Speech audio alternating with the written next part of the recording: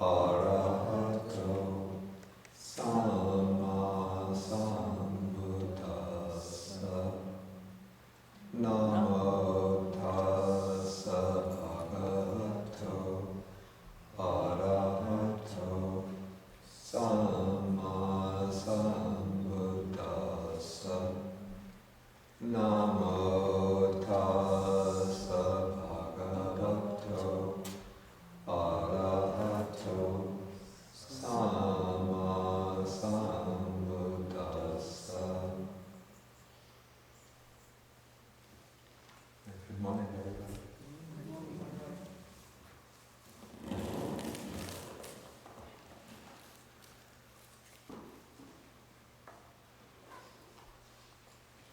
Okay, so we continue now with the study of the Majjhima Nikaya. And last time we completed Sutta number 2, the Sabbasava Sutta. And now we'll take Sutta number 6. This is called the Akankheyya Sutta, which actually means if one should wish. And for those of you who read Chinese, there's a counterpart of this in the Chuang. It's number 105. 100 Ooh. Wait a minute.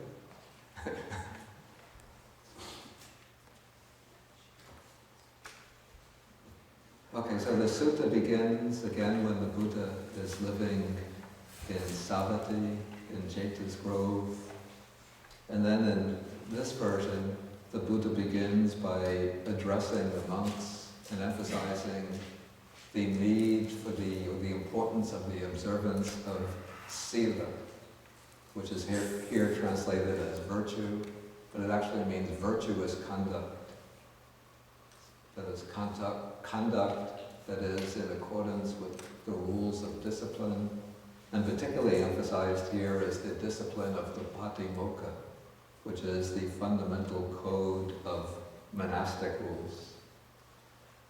And so the sutta begins with the Buddha saying, addressing the monks, he says, bhikkhus, dwell possessed of virtue, or possessed, it could also be translated possessed of the precepts, or possessed of virtuous conduct, possessed of the Patimokkha, restrained with the restraint of the Patimokkha, perfect in conduct and resort, and seeing fear, or probably better danger, in the slightest fault, trained by undertaking the training precepts. And so here the sort of key word that's being emphasized is Patimokkha. And that, as I said, it's the basic code of monastic rules that the Buddha has laid down for both monks and nuns. There are two closely correlated collections of rules, one laid down for monks or bhikkhus, the other laid down for bhikkhunis, the fully ordained Buddhist nuns. And so here the text is first emphasizing the importance of dwelling restrained by the Patimokkha, because this is a code of restraint that lays down rules that are intended to restrain types of conduct which are often expressions of defilements, though many of them are also types of conduct which went against the customs of the Indian ascetic communities of the period. They're not very much directly concerned with morality as such, but more with the kind of conduct expected from an ascetic. For example, a bhikkhu, a monk, is not allowed to pluck flowers or to pluck fruits or to cut leaves or branches from a tree. And this is not because the Buddha himself believed that plant life has consciousness.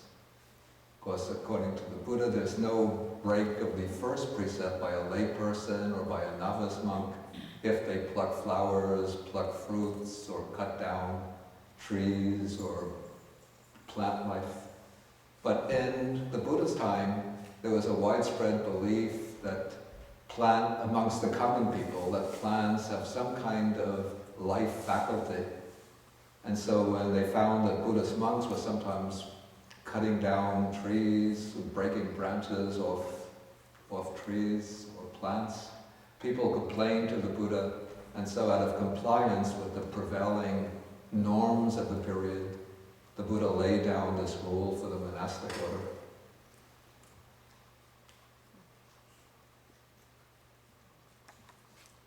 Okay, so the first paragraph of the sutta emphasizes the importance of first observing the restraint of the patimokkha, then being perfect in conduct and resort. Actually, the word that's translated perfect here, maybe it's a little too strong, but it could also be translated as accomplished in conduct and resort. That means that one's conduct, behavior should be appropriate, suitable for a renunciant person, and one should, what's meant by resort here is generally the place where one goes on alms round. That one should go on alms round to suitable places, not staying too long at those places. We came across some of those principles in the Sabbasava Sutta that we studied last time. And then seeing fear or danger in the slightest fault indicates the way sometimes what seem to be slight breaches of the discipline, if left uncontrolled and unchecked, can sort of gradually take root in the mind and then send out branches until one becomes involved in major violations of the precepts. And so one has to be quite diligent and conscientious in observing the training rules or precepts. Okay, so the sutta begins by emphasizing the importance of sila or virtue, because in the Buddha's training, we proceed through 3 stages of training or discipline. Probably all of you are familiar with the scheme, but I'll put it on the board anyway.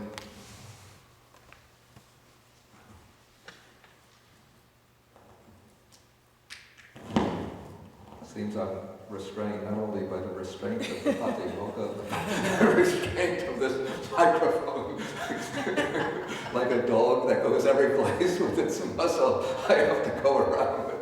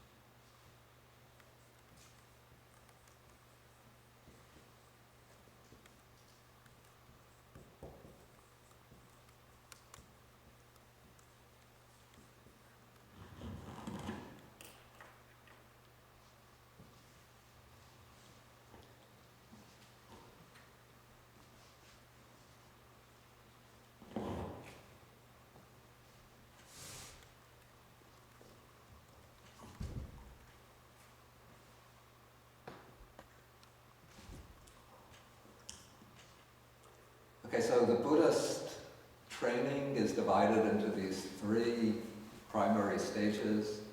The training in sila, which is moral discipline, virtuous behavior.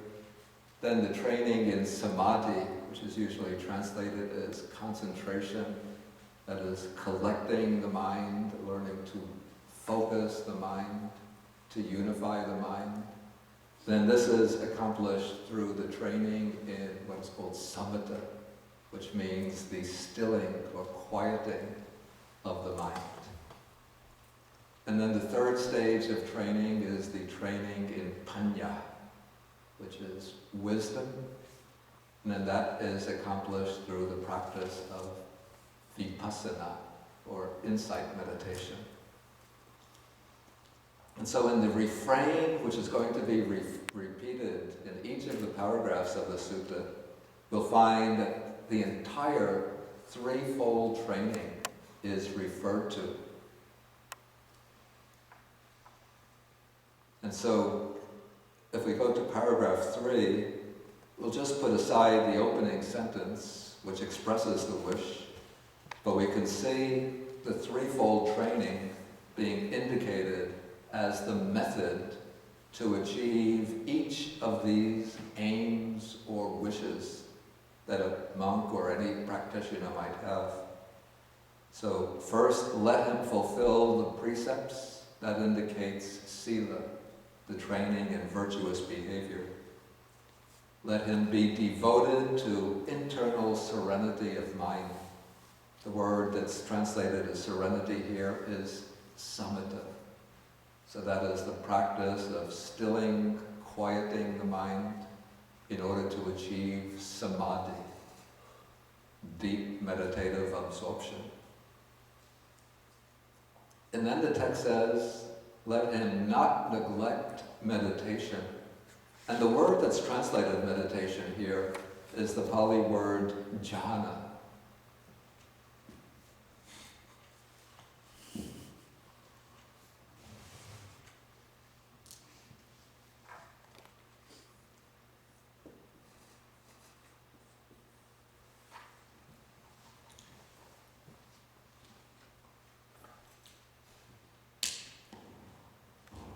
Which often in the text, the word jhana indicates particular stages of meditative accomplishment. These are stages mature stages in the development of samadhi, concentration, stages in which the mind becomes completely unified, focused, and absorbed in its object. But also it seems to me that sometimes in the text the word jhana is used not in that more specific and technical sense, but rather in a more general sense as meaning the process of meditation, the activity of meditation. So it's the activity of meditation that, when fulfilled, brings the attainment of the jhanas, the meditative absorptions.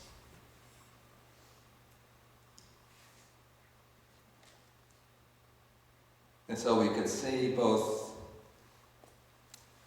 devotion to internal serenity of mind and not neglecting meditation to be two expressions that come under the heading of samadhi. Two aspects or two prerequisites in developing samadhi, concentration. And then the text says, let him be possessed of insight. And here the Pali word is vipassana. And so that is indicating the training in wisdom. And then interestingly, the text or the passage ends by saying, let him dwell in empty huts. But actually the Pali word, the verb here, I think it's bruheti. It's a little difficult to translate exactly. It means something like to frequent empty huts might be better, except that now we don't often use frequent as a verb in English. It seems a little bit archaic. But it has the sense not simply of dwelling in them, but of often, maybe we could say frequently dwelling in empty huts. And an empty hut is indicated as the suitable place for practicing meditation, whether it be serenity, the samatha, or vipassana, insight. So generally in South and Southeast Asia, in the monastery, there'll be a number of what are called kutis. These are little huts which might just be equipped with a bed, a simple table, a chair. More modern ones will have an attached toilet. And some of them will have even an attached walkway with a canopy above it. So when it's raining or during the middle of the day when the sun is hot, the monk can do the walking meditation without having to worry about either being drenched by rain or sweltering because of the hot sun. The less, shall I say, luxurious meditation kutis don't have the sheltered canopy, but the walkway is out. It could be under trees. And so the trees will provide shelter from the hot sun, but they're not so effective in providing shelter when it's during the monsoon season when the rain comes pouring down. Then one has to stay indoors.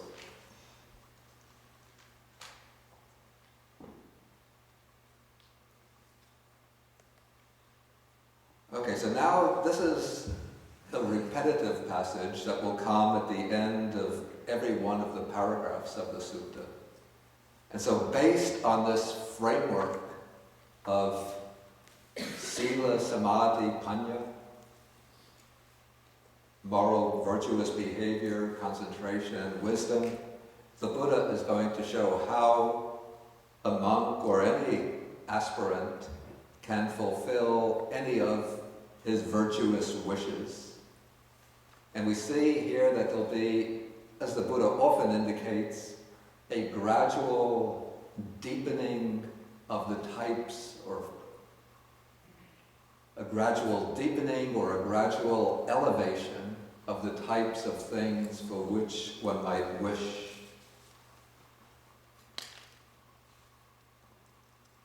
Okay, so the first is, if the monk should wish, may I be dear and agreeable to my companions in the holy life, the brahmacharya, the spiritual life, respected and esteemed by them, let him fulfill the three stages of the training indicated here by precepts, serenity, jhana, insight, and frequenting empty huts.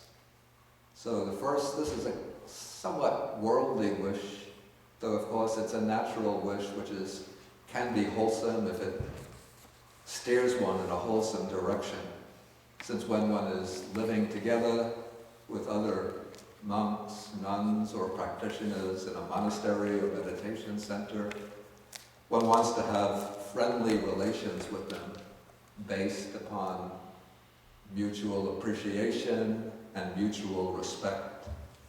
And so, being dedicated to the threefold training, that is the way to inspire both the affection and respect and esteem of others.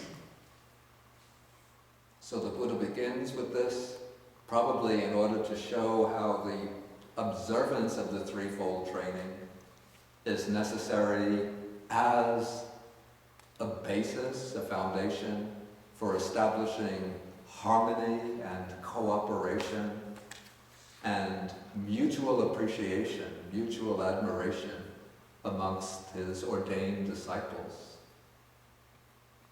Sometimes the text contrasts two ways in which the Sangha might be dwelling.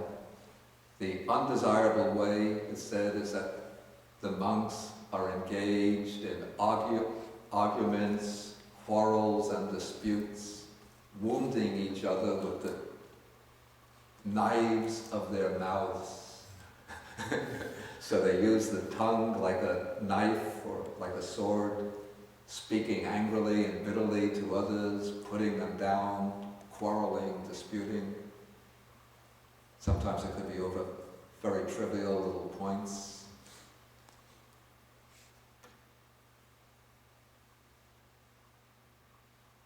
And then in contrast, we have the harmonious Sangha. And in this Sangha, it said that the monks are dwelling, blending like milk and water. Like when you take milk, or if you take water, pour it into milk, the water just mixes with the milk. And so you can't distinguish what is milk, what is water. So it said that the monks are dwelling together harmonious with mutual appreciation, blending like milk and water.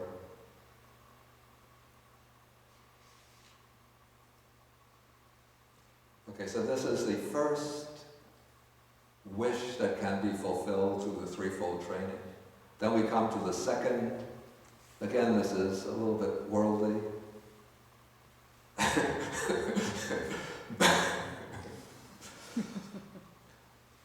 May I be one to obtain robes, alms food, resting place, and medicinal requisites. If he has that kind of wish, let him fulfill the precepts. I'm laughing because yesterday, just as I was settling down to my afternoon nap, the telephone started to ring. And it was a friend of mine, another monk living in the US, in Tennessee. He said he has a problem. Some of his supporters asked him if he needs new robes. He said, I need some new robes. If he needs new robes, he said, yes, I need some new robes. But please don't get me bright orange robes. So he called and he told me. So the supporters brought me the package of robes. I opened it, looked inside, and they're bright orange. What am I going to do? And I said, well, why don't we meet in the middle of Manhattan and discuss the matter? But to meet, you have to be wearing your bright orange robes.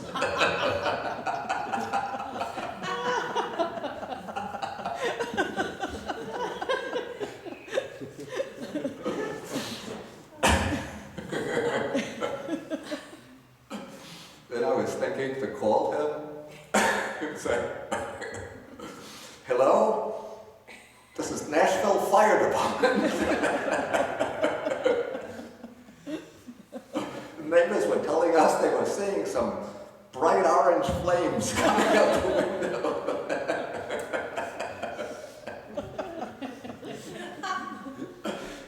Calling just to find out whether there's any fire going on.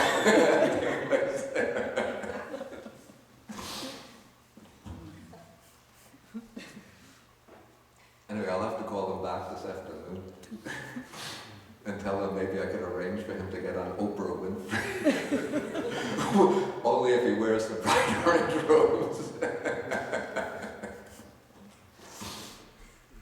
Okay, so if one wishes to obtain things like robes, alms food, resting place, medicinal requisites, then one should fulfill the threefold training. This is said because, you see, within the Buddhist community, there's a principle that the lay community supports the monastic communities. And lay people support the monastic communities with the idea that this is a way of acquiring, we call punya or merit. And then the merit depends on the virtuous behavior and virtuous way of life of the monastic person. So if, say, the monks are neglecting their practice, not observing the precepts properly, behaving in unscrupulous, objectionable ways, then people become upset with the monastics, and they don't want to provide support to them.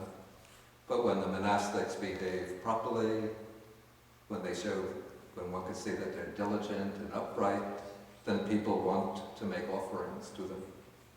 Sometimes this can become a little bit problematic. In fact, it's almost like the paradox at the heart of Buddhist social community, because the monasteries sometimes tend to get too many offerings, so that closets can become filled with robes which are often not used, or sometimes people offer things which are not really so necessary for a monk's life. But I guess in the Buddha's day, it was not so easy to make things like robes, and so it was actually special occasions for monks, a need which would often arise in the monastic order to obtain new robes, or to obtain a suitable dwelling place. Okay, so this is the kind of wish that a monk could have, and this is, we call this a self-directed wish. The next two are still somewhat mundane wishes, but they have an altruistic dimension. Okay, so in paragraph 5, if the monk should wish, may the services of those whose robes, alms food, resting place, and medicinal requisites that I use bring them great fruit and benefit, let him fulfill the precepts. Okay, so in this case, because of this principle of merit, in order for the practitioner to become a proper field of merit, who will enable the people who make the offerings to acquire the wholesome karma, or to acquire abundant wholesome karma through making the offerings, then he should fulfill the principles of the threefold. He should fulfill the threefold training. Then when people make the offerings, because the monk becomes a more fertile field of merit, then those offerings will redound to their welfare and happiness for a long time. Then paragraph 6 continues this altruistic note or theme. If the monk should wish, when my kinsmen and relatives who have passed away remember me with confidence in their minds, may that bring them great fruit and benefit.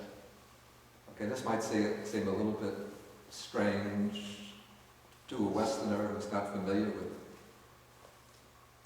these principles of Buddhist thought. The underlying principle here is that when our relatives pass away, according to Buddhism, they don't just vanish into nothingness, but many of them will continue to exist on certain, call these, other vibrational frequencies in other subtle realms of existence. It could be in the Deva realms, the realms of the gods, in the realm of the Pretas or ghostly realms. And in these realms, the relatives are able to witness what we are doing. They're able to see our actions, even though we might not be able to see them. And in some of these realms, the relatives are not able to do any wholesome karma, to originate any wholesome karma on their own. But they are dependent on the wholesome behavior of their living relatives in order to advance spiritually. So the way this works, sometimes we use the phrase in the popular literature, what is the phrase? Transference of merit. But the merit is not actually transferred from, say, from myself to my departed relatives. But rather, what one does, one performs some wholesome deeds, virtuous deeds,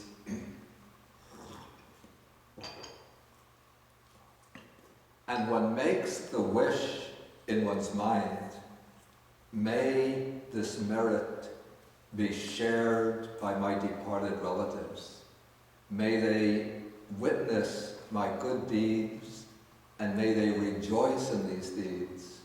And may, by rejoicing, may they partake in the merit of my deeds. And so by making this mental determination or mental wish for the relatives to know the good deeds that we're doing, they're able to rejoice, at least some of them, those who are in these subtle realms, can rejoice in the good deeds. In their own hearts, they feel glad and happy that their living human relative is doing good deeds and thinking of them with a heart of loving kindness and wishing for their welfare. And then when they're aware of this, they rejoice, and their rejoicing becomes for them a source of merit. So that's how they are able to obtain meritorious karma. And so it's the tradition in the Buddhist countries, say if somebody's relative has passed away, then they go to the monastery, they'll invite a group of monks to come to their house, and it could be often, in Sri Lanka it would be 3 days after the death, 7 days, 1 month, and then after that 3 months, and then after that the annual Memorial Day each year. So they invite the monks to come to their house, they make an offering of food, then other requisites like robes, little daily things that one uses every day, like toothpaste, toothbrush, soap, a towel, some simple medicines, non-prescription medicines. Sometimes if one has something special that one needs, they could offer bed sheets, pillows, pillowcases, whatever. Then after that, sort of guided by the monks, they do a little ceremony of this, sort of symbolized by taking water. One has water in a pitcher, a bowl, and the bowl is placed on a plate, and then they pour the water from the pitcher into the bowl till it fills up the bowl and overflows the bowl, flowing out into the plate. And this symbolizes, and while they're doing this, they're reciting some verses. Idam me nyati nan hotu sukhitaho hantu nyatayo. May this merit go to my relatives. May my relatives be happy. And then the water overflowing the bowl into the plate symbolizes the merit overflowing from the people who have made the offerings, flowing over to their relatives who have passed away and are now living in some other realm of existence. So whenever we do meritorious deeds, even at the end of the day, especially if you do meditation sitting, at the end of the sitting, then you could just think, just for a few moments, of departed relatives, either specifically, like if it's departed father, mother, brother, sister, or generally, may any of my departed relatives or friends rejoice in this merit and receive all benefits. It's quite possible that there are departed relatives, that you have departed relatives who will witness this, rejoice, and that will help them in their new life and their transition back to the human realm. Okay, so that is what is being indicated here in this passage, number 6.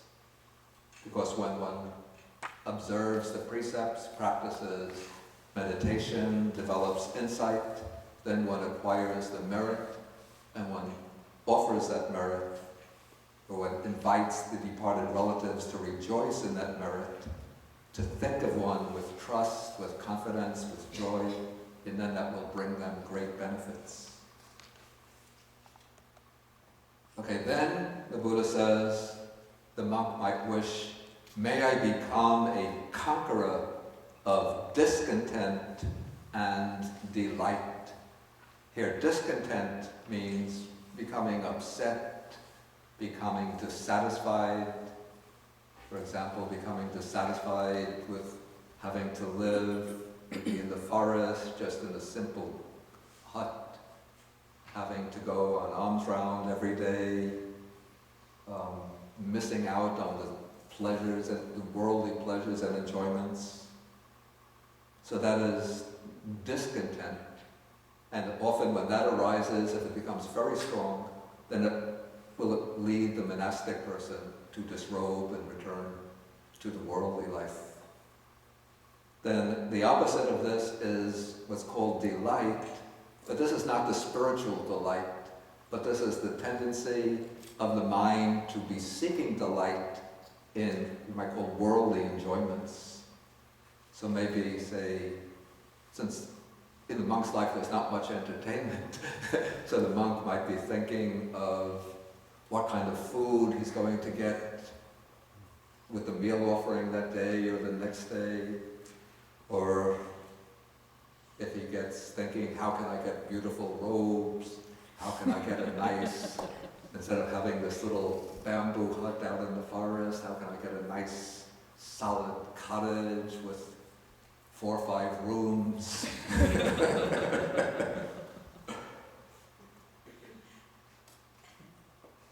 Okay, so to become the conqueror of discontent and delight, one has to follow this threefold training.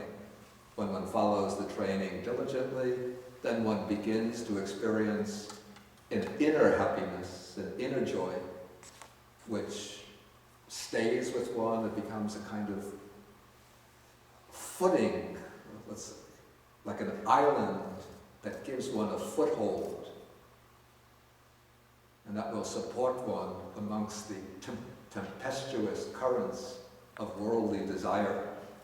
And so one doesn't become discontent, thinking that one is missing out on the enjoyments of the worldly life, because now one has this inner pleasure, this inner happiness, which swells up from the mind itself.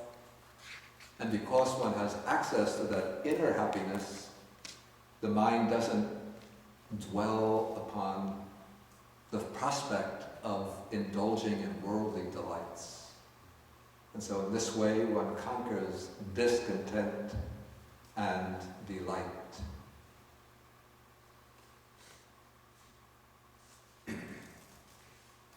Okay, see, now we'll be moving away from somewhat mundane desires to more spiritual desires. So first to conquer discontent and delight, then comes the wish, may I become a conqueror of fear and dread, and may fear and dread not conquer me. This is something that can arise in a monk who's living out in the forest.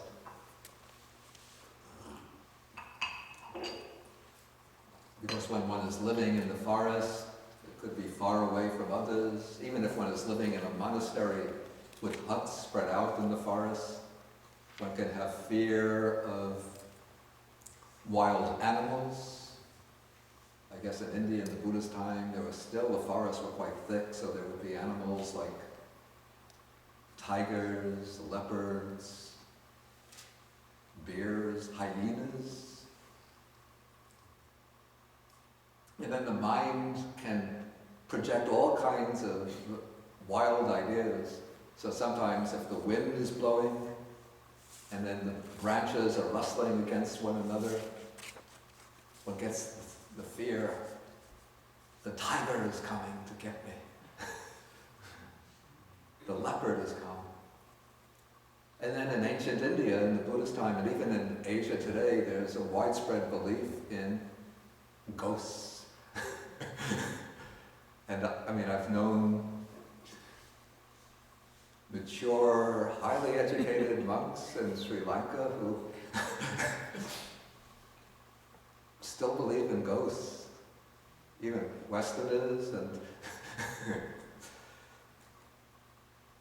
so when you're living alone or in a very quiet place at night, and then there's this, again, the wind blowing, rustling of leaves, strange sounds, the candle goes out, you have no matches, then comes the fear the ghosts or the zombies are going to come, catch me and eat me.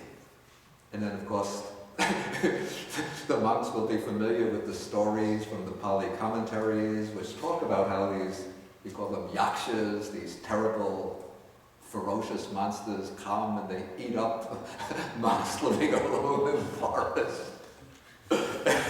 One starts thinking, uh-oh, I'm going to be the subject of the next story. They'll come and they'll find me with my head eaten off, just the body, with everything from the neck down remaining, but the head is gone, or the body is torn open and the internal organs are all gone, and so one becomes very afraid. Okay, so to conquer this fear, then when one has strong meditation, then even though one might hear animals coming, even though there might really be animals out there, But because one has the strong power of samadhi, one doesn't let fear arise in the mind, but one can keep the mind calm and equanimous under those conditions.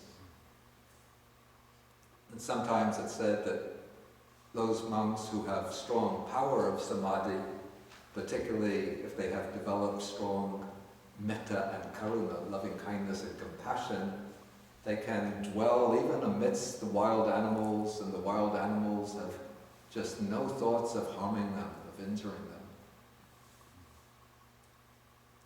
Like I know there was one monk, an elderly German monk who was living in Sri Lanka. He was living in a cave, or came to stay in a cave. Then when he was in that cave, maybe a couple of days after he took up his residence there, a bear came into the cave. And the bear saw this monk living in the cave and thought, what is he doing, taking over my house? And so the bear came after him. And this monk was very good in meditation, especially in metta meditation. And so what he did was to put his mind into the frame of the metta meditation, and then he started to recite the Metta Sutta, the Buddha's discourse on loving kindness. Then the bear, as the monk was chanting, stopped his forward movement, turned around, and walked out. But I think the monk changed his residence after that. He didn't stay in the cave.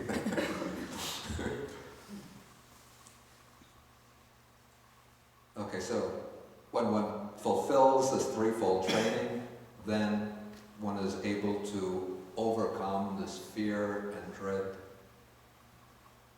Okay, next comes the wish, may I become one to obtain at will, without trouble or difficulty, the 4 jhanas that constitute the higher mind and provide a pleasant abiding here and now. So to attain the jhanas, he has to fulfill, it said, the threefold training.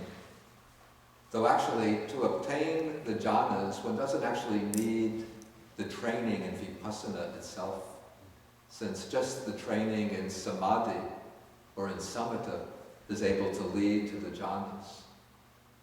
But I think in order to keep the whole training intact, it's repeated with regard to each of these benefits. Okay, when we come to a later sutta, we'll go into the 4 jhanas themselves, but here we just take them as a group. Okay, so next comes a wish to reach the higher meditative stages beyond the jhanas. So if the monk should wish, may I contact with the body and abide in those liberations that are peaceful and immaterial or formless, transcending forms. Let him fulfill this threefold training. And this passage is referring to what are called the 4 formless meditative attainments. In Pali, these are called the arupa samapatti.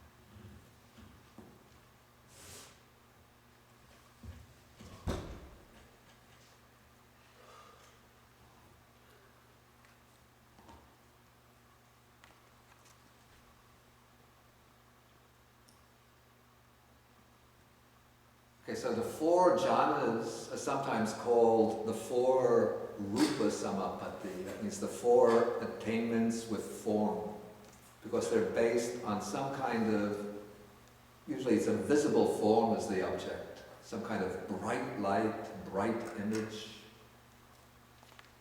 But beyond the 4 jhanas, there are 4 other meditative attainments which do not have any form as their object.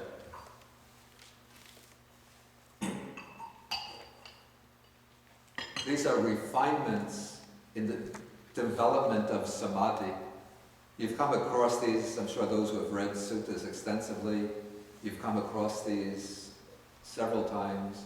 They're called the base of the infinity of space, the base of the infinity of consciousness, the base of nothingness, the base of neither perception nor non-perception. We will encounter them again, and then I'll explain them when we come to them. But here it's sufficient just to know that the attainment of these states, these formless liberations,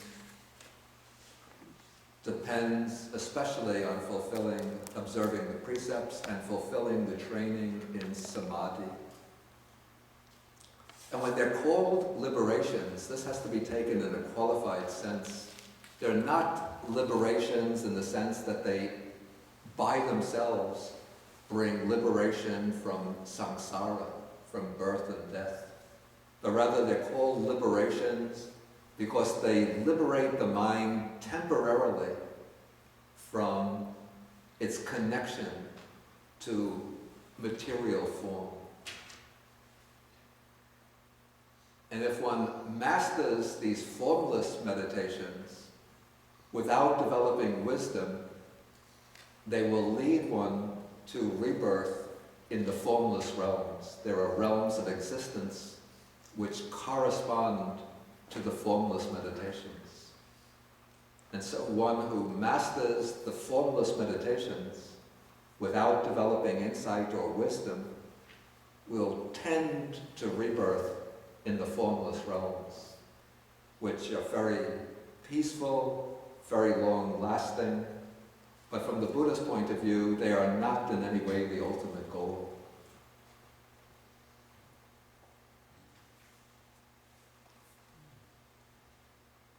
Okay, now starting with the next passage, the Buddha is going to show the stages of, we call these the stages of awakening, the stages of realization that can be achieved through the threefold training. In the last chapter, when we discussed the last chapter of In the Buddha's Words in my earlier course, we went through the 4 stages of realization. So here we can just take them concisely, not in detail. So the first stage is accomplished through the destruction of the 3 lower fetters. Actually, we met these already in the Sabbasava Sutta, which we took a few weeks ago. These are the 3 fetters of what's called identity view, or the view of a self existing in relation to the 5 aggregates. Doubt, that is doubt about the Buddha and his teaching. And then Silabbata Paramasa, the wrong grasp of rules and observances. That's blindly adhering to certain rules and observances with the idea that this is sufficient to attain liberation. And so with the achievement of the first stage of awakening, one penetrates the ultimate truth of the Dhamma, one sees the 4 Noble Truths, and one cuts off those 3 fetters so that one enters the stream of the Dhamma, and one becomes what is called the Sotapanna, a stream enterer, who's no longer subject to perdition. People don't use this word very often anymore. Maybe we would say who's no longer subject to rebirth in the lower realms.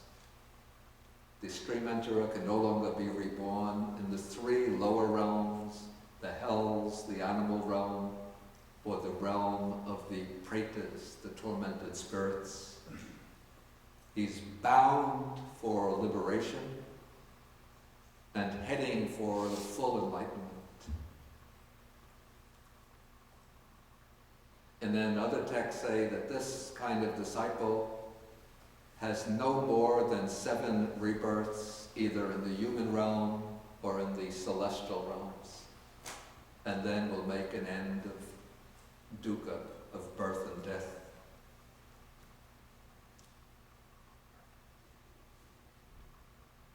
Okay, next, we now move on to the next second stage of awakening. This is the stage of the once returner. And so the once returner, like the stream enterer, has eradicated the first 3 fetters and has further weakened lust, hatred, and delusion. And so by further weakening lust, hatred, and delusion, this disciple, it said, returns once more to this world and then reaches the end of suffering. But if you remember the way I explained it in the last course, based on what the Abhidhamma commentaries say, even though the sutta says he returns once more to this world, there's like a little footnote to that.